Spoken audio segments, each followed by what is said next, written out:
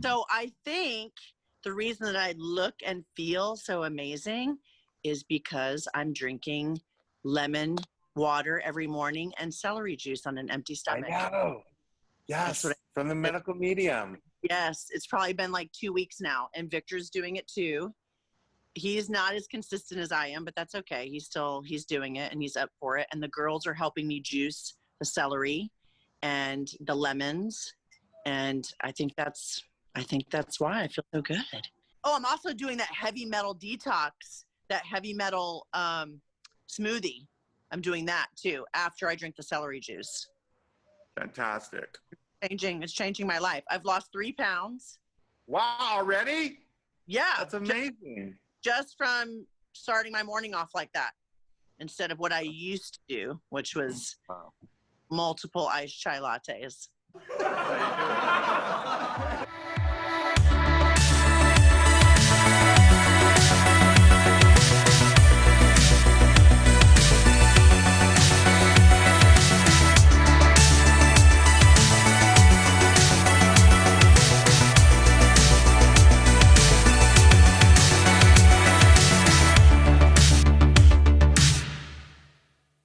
I'm sorry. Okay, let's start over. Okay, here we go. Welcome to Related, episode 2. I'm here with my bestie. Hi, Julie.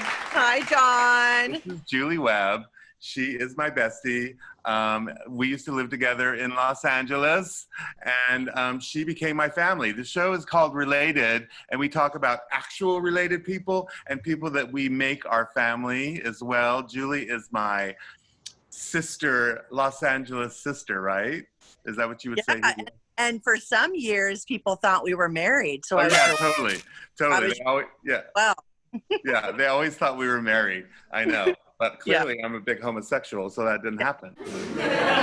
Okay, so Julie Webb, formerly Julie Croft, Miss Croft, and Mrs. Webb, and I'm saying Miss Croft, Mrs. Webb because Julie has been a teacher for how long? I was a teacher for 23 years. I resigned last October. Yes. 23 years. In LA Unified. LA Unified. Okay. So the reason I'm bringing up the teaching thing is because I want to show you a video. You're going to show me a video? Yes, we're going to watch a video together. It's like a 5-minute video, and I want to get your reaction on it. Well, you know, before we show the video, I also want to mention that Julie is spectacular. She has her master's in spiritual psychology. From USM. From USM. She is an incredible spiritual guide and advisor, and she saved me through, moments where I just wanted to die. She brought me out. And so this video kind of has to do with that as well. It has to do with teaching. And I just want to get your take on it from all sides of Julie. I'm so interested to see this. Okay. So here we go. I'm going to see if this works. Okay. Okay, we're going to do this. Can you see it? Yes. I'm going to make it full screen. And I already can see the title. How China's using artificial intelligence in classrooms. Teachers at this primary school in China know exactly when someone isn't paying attention. These headbands measure each student's level of concentration. The information is then directly sent to the teacher's computer and to parents. China has big plans to become a global leader in artificial intelligence. Scary. It has enabled a cashless economy where people make purchases with their faces. A giant network of surveillance cameras with facial recognition helps police monitor citizens. Meanwhile, some schools offer glimpses of what the future of high-tech education in the country might look like. Classrooms have robots that analyze students' and engagement levels. Students wear uniforms with chips that track their locations. Wow. There are even surveillance cameras that monitor how often students check their phones or yawn during classes. These gadgets have alarmed Chinese netizens. I'm pausing just for a second because remember we were talking about TikTok, and I was telling you how I heard that China invaded it and the TikTok thing, and they're using it to monitor people. This is kind of like that. Like someone told me that they were secretly monitoring classes in America. Well, there's also information on TikTok about how, you know, the whole push to become a one world economy. Yes. The digital currency. And I mean, in this video, it's already showing evidence of that. And I was reading about Bitcoins, and I really don't know anything about that, but the article that I read, which was written by somebody from Bank of America, it was Bank of America, a statement that China is actually moving, they're forging ahead with the digital currency. Yeah. So this video is clearly showing that. Minority. Let's keep going. Okay. But schools say it wasn't hard for them getting parental consent to enroll kids into what is one of the world's largest experiments in AI education. A program that's supposed to boost students' grades while also feeding powerful algorithms. 为了就是国家的这个研究呀发展呀，我觉得是没有问题的。The government has poured billions of dollars into the project, bringing together tech giants, startups, and schools. We got exclusive access to a primary school a few hours outside of Shanghai. To see firsthand how AI tech is being used in the classroom. For this 5th grade class, the day begins with putting on a brainwave sensing gadget.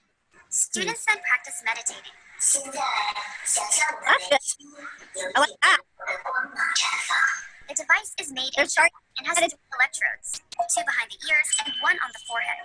These sensors pick up electrical signals sent by neurons in the brain. The neural data is then sent in real time to the teacher's computer. I mean, this is biotech. For This solving is math problems, a teacher can quickly find out who's paying attention. loading. 这段时间，它是有点 What'd you say? I said, this is biotech. I like that they start their day with meditation, saying they start. Oh yeah, me too. I like that part. Okay. This is, you know, this is biotech. All right. It seems really cool in the beginning, and then towards the end, they start to. We'll just keep watching. This is Okay. So exciting. 它走神的。A report is then generated that shows how well the class was paying attention. Uh-oh. It's 10-minute interval. It's then sent to a chat group for parents. The reports are detailed, but whether these devices really work and what they exactly measure isn't as clear.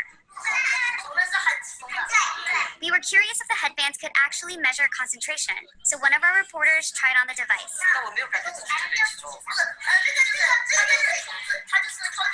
This is a new technology with still fairly little research behind it. Theodore Zanto is a neuroscientist This is where it at gets the interesting. University of California, San Francisco. He was surprised to learn that this tech, called electroencephalography, also known as EEG, is being used in the classroom on children. It's usually used by doctors in hospitals and labs. EEG is very susceptible to artifacts, and so if you are itchy or just a little fidgety, or the EEG wasn't set up properly so that the electrodes didn't have a good contact, affects the signal. Despite the chances for false readings, teachers told us the headbands have forced students to become more disciplined. mm-hmm. 可回答我的问题，就是他们的声音会比平常更响亮。Teachers say the students now pay better attention during class, and that has made them study harder and achieve higher scores. 上课认真听讲，作业做的基本上是全对的。But not all students are as enthusiastic. 所以这个小朋友就是基本上是搞基础，我感觉这里有个劲的。This 5th grader, whom we caught dozing off in class, told us his parents punish him for low attention scores. And that kind of data adds a new kind of pressure for students. 想啊，如果在一次考试全班人都考了95分以上，就你考了一个85，你会不会感觉你有一个Companies we interviewed said the data can go to government-funded research projects. We spoke to parents who were unclear about where the data ended up, and they didn't seem to care too much. Santos says there's likely no privacy protection at all. No privacy. If you're trying to make an assessment of an individual student, you really can't anonymize it. Experts and citizens alike are sounding alarms about various aspects of the country's huge push into artificial intelligence. Mm-hmm. These classrooms are laboratories for future generations. And while these new tools may potentially help some 200 million students raise their grades, just how this all works out won't be apparent until they become adult citizens.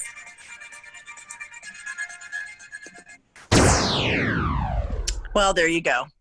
Just yet another form of mind control, which we're all experiencing on some level right now. I mean, that's right.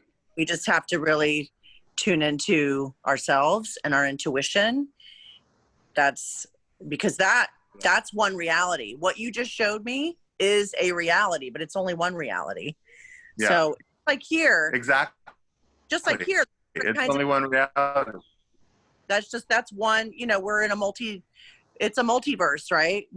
This is one dimension. We're living, you know, 3D reality is where a lot of us are at, and some of us are getting stuck at, but we're working on moving towards 5D. So right. What I think is interesting is it's like these kids are rats. They're lab rats. Yeah. You know, and sure, maybe it's going to help them, you know, get better grades and all that, but it's control. How's it going to affect them? Yeah, and what if the whole world decides to do this and we become one world order, you know, and how is that going to affect us as a society, the future and everything? It's just, well, the whole world won't decide. The whole world won't choose this.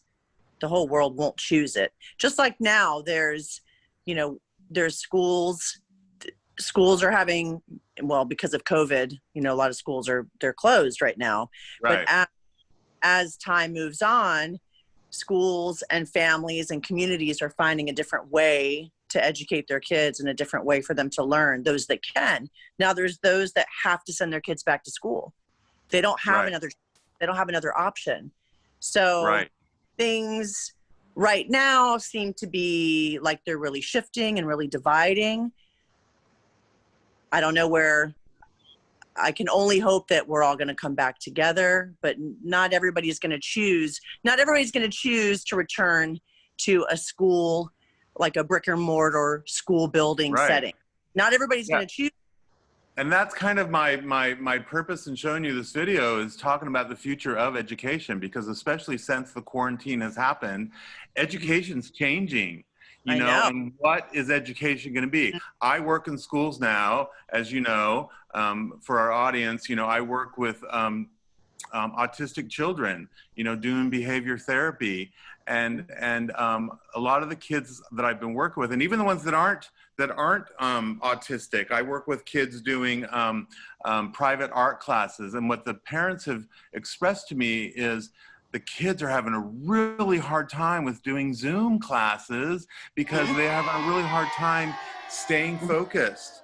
You know, that the parents have to keep an eye on them, and the kids can't stay focused, you know, because it's on a video. They're not in a classroom with a teacher.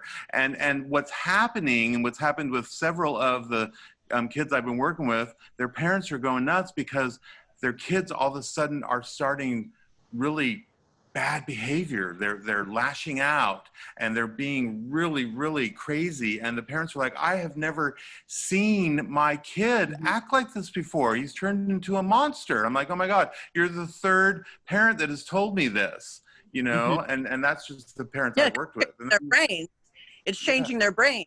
So there are a few effects of that. I also think that you have to, or we as a society have to think, like, what is the purpose of school? What's the purpose of school? Because when public school was started, you know, hundreds of years ago, there was a lot of German influence, and it was a lot of, it came after like Industrial Revolution. Like kids used to work in factories. Kids used to go to work. There was no child labor laws. Kids would go to factories in the same situations that adults would face.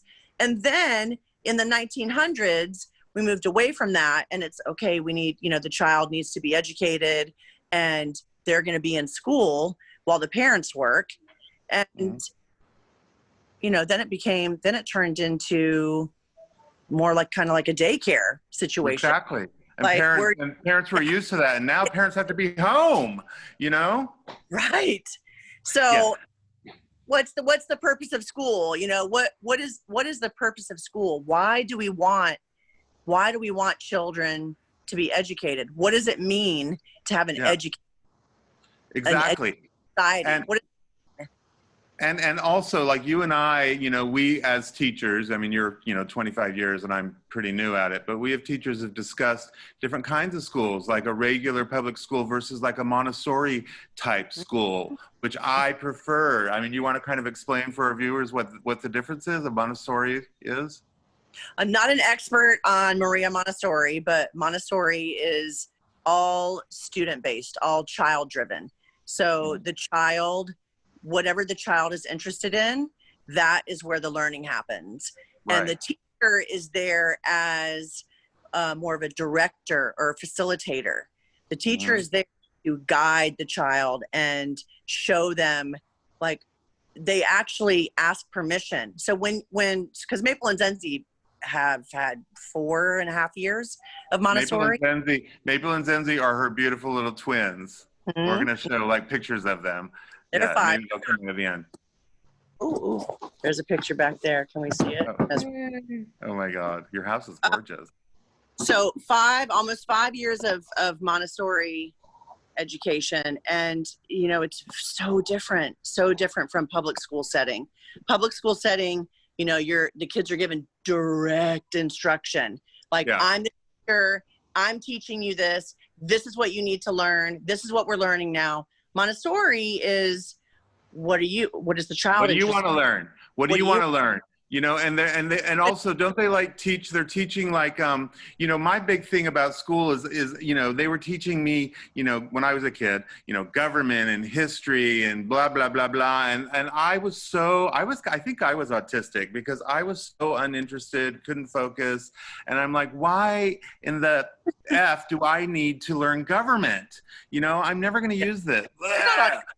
You might be ADHD, but you're not autistic. Well, yeah, exactly. I had something going on. I couldn't read in public. My mind would wander, know. But, you're so creative. Your mind is, you're a super creative guy. So your mind is constantly going one thing to the next. And that's how young children are too. Like, they float from one thing to the next. And they've studied patterns. Like, Japan set this whole school up where the top of the school is this big round outdoor space. I should find it and send it to you so you could link it into this interview. Yeah, and the kids would all the classrooms were open, and the kids would just run around. They flit in and flit out and run from room to room, and they tracked their patterns, and they're like, this is what a 5-year-old needs. They don't need to sit at desks and look at the whiteboard, or so it's Montessori is very different, and it's addressing the spiritual, wanting your child to be a better human being. It addresses that. There's very little social emotional development learning focus in public schools. I mean, I would weave it in. And I love that about Julie. And I think most Julie would like teach them how to meditate.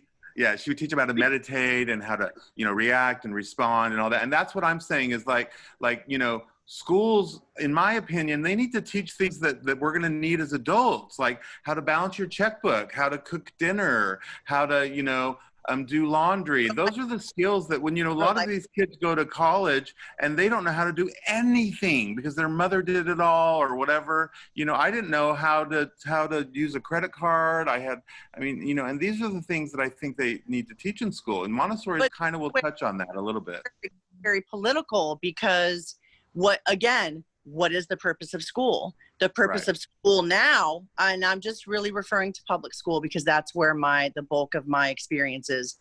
Public school is designed for students to maintain the status quo, which is oppressed. Your mind is not free.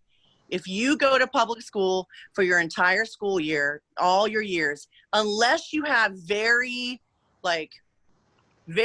intelligent parents and very, higher consciousness parents. Yeah. Even then you wouldn't, if you are an adult of that mindset, you're not going to want to send your kids to that school because you can see what's happening. Trying to operate within that system.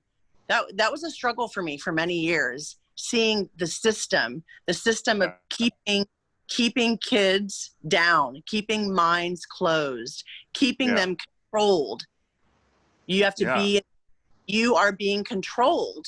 Right. Like this video, my biggest problem with it is these kids they're robots, and they're teaching them how to be robotic and how is that going to affect them as adults? If these people run for office, and are running companies and they've got this robotic, mind.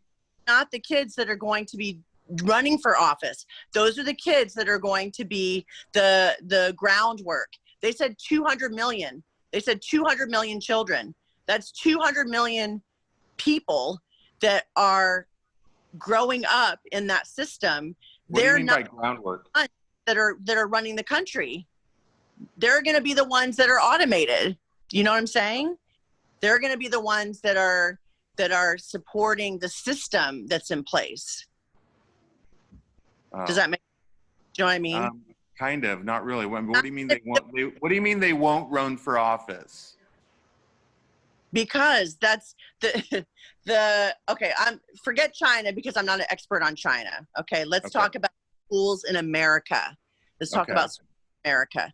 So, people that are in Congress or in high levels of position of power, or are very, very wealthy, they are not sending their kids to public school, and they were not products of public school.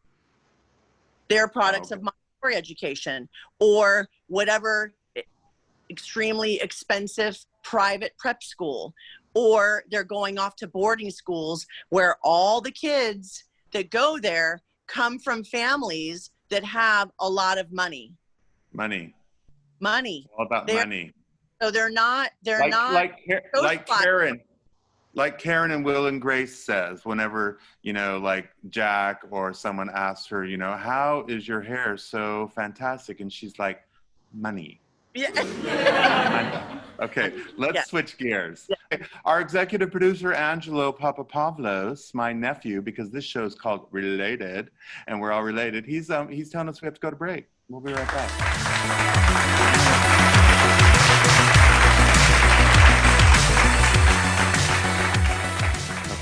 Okay, we're back. Welcome back to Related. Okay, we had this really deep discussion about school, and now we're gonna kind of switch it up and have a little bit more fun. Let's talk about something fun. What do you want to talk about, Julie? You just got your hair done. I want to talk about this bottle of Prosecco. There's 2 reasons why I would like to open it. Okay, I want some. I can't have any. Don't you have some at your house? Well, not that brand.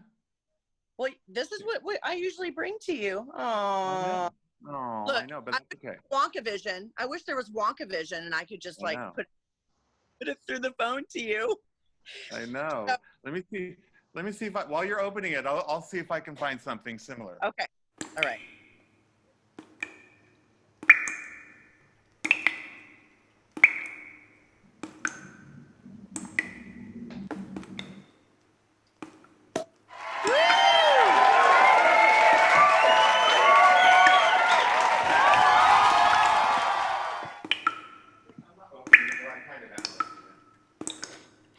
Did you find something? Yeah.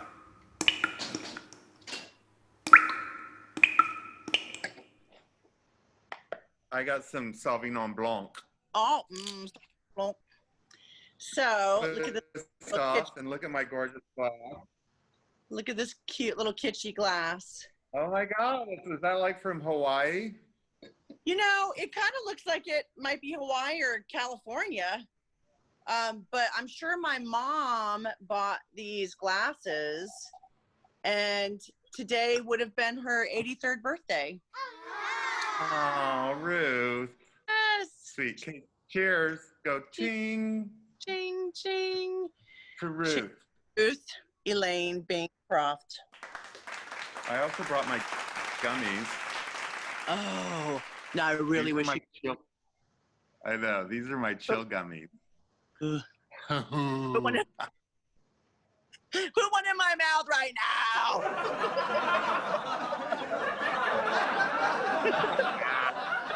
Legal in California. Are those the ones? Are those the Palm Spring ones? These are not the same ones we had in Palm Springs. These are very, very, very mild. They just kind of relax you. I don't like the harsh stuff because I get crazy. Yes. But they're just extremely mild. I have 4 different kinds. Chill, bliss, one that's supposed to help you sleep, but the one that's supposed to help you sleep does not do what it's supposed to do with me because my mind is crazy. Like I can't take Ambien. It like sleep, You're and I kind of couldn't before bed. you're Huh? cutting it Yeah, out. repeat the Ambien story. You cut out. Yeah. So I have this weird mind where sleeping pills don't work for me. Like Ambien, instead of making me sleep, it makes me crazy. My mind starts racing, and they don't work for me. But I thought maybe the gummies will work. So I got these sleep gummies, and I tried one before to go to sleep, and I woke up in the middle of the night. My mind was racing, and I was hallucinating, and I couldn't go to sleep. I was standing in my kitchen, and I was like shaking and hallucinating, and I couldn't go to sleep. So, yeah, crazy. That's like when you take too much Benadryl. Yeah, Benadryl is the same thing too. It makes my mind race. The only thing that will help me is Xanax, but I don't want to take that stuff because it's addictive. That's too harsh. It's so funny because, you talk about the gummies, and that's a very California thing. So here, when, I don't tell many people that I'm from California, because that's like, they're like, oh, you're going to smoke some pot, or, Right. like the whole vibe, like they like really look sideways, they're like Californian, like Oh they my God. really look I'm down. from Idaho. That's where Angelo is right now, and everybody's just stoned there, right? Angelo, are you there? Everyone's stoned? Is that what you said? Yeah. I thought that nobody smoked pot in Idaho when I was growing up, and now it's like.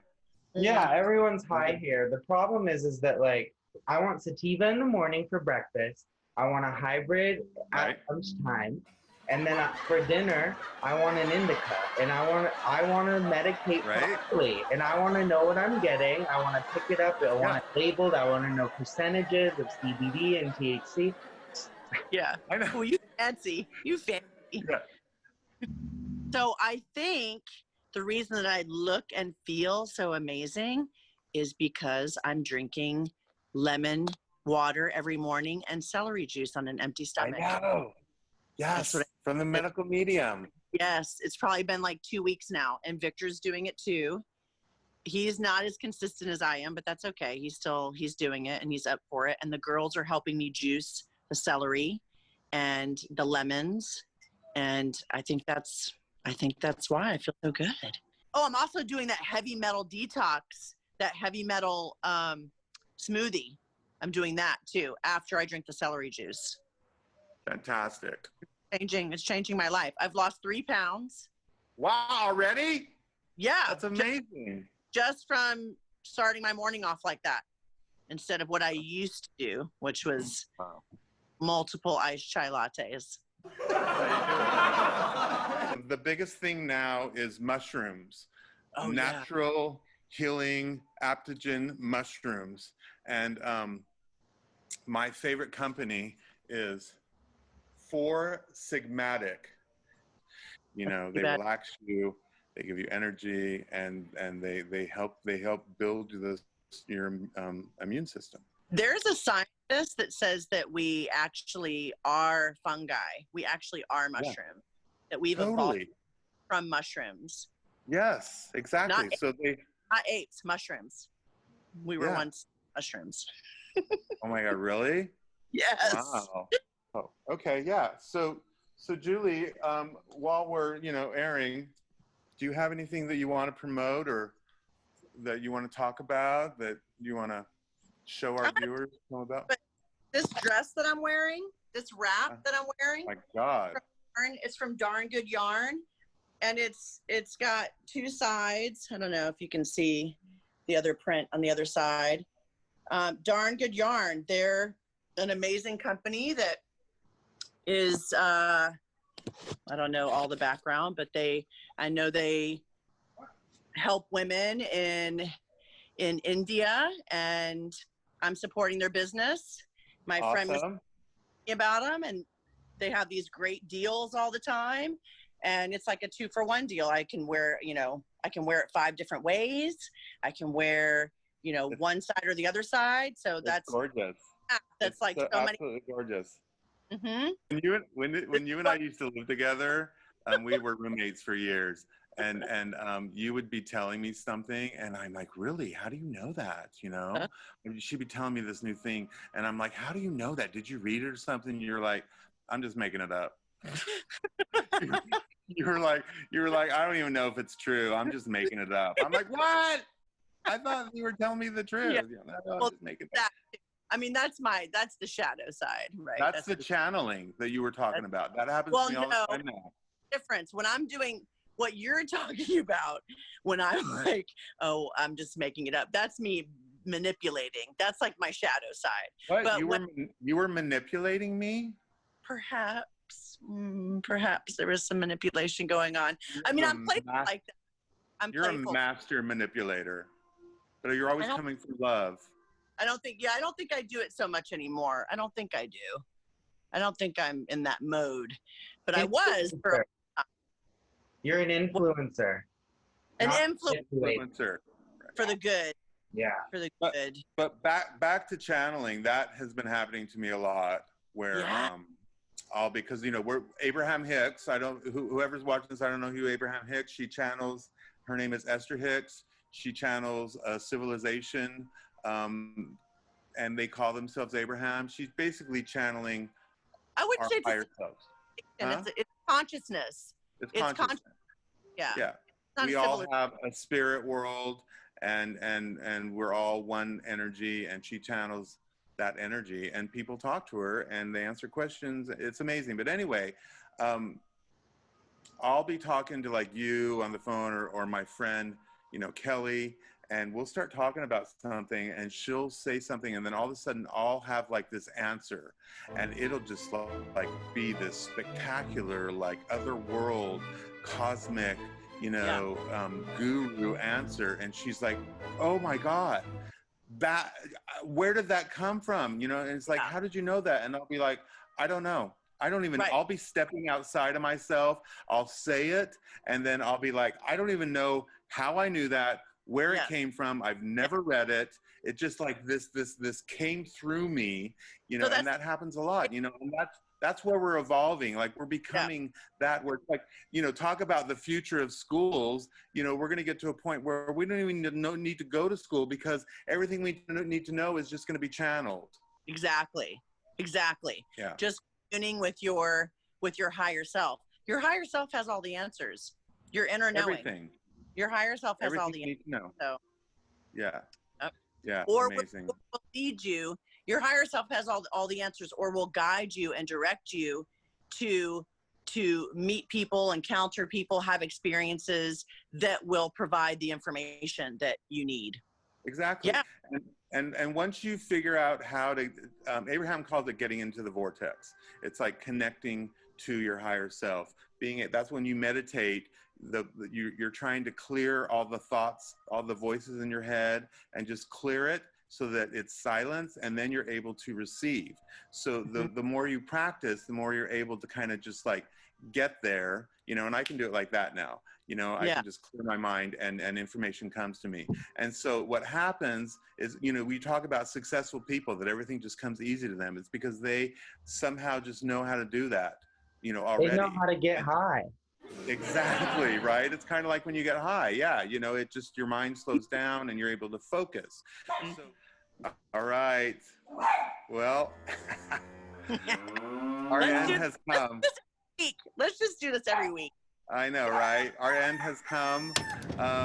We have to end, and we could talk forever, but our executive producer has to, chop this down. So I love you, Julie. This has been so much fun. I hope that our audiences love this.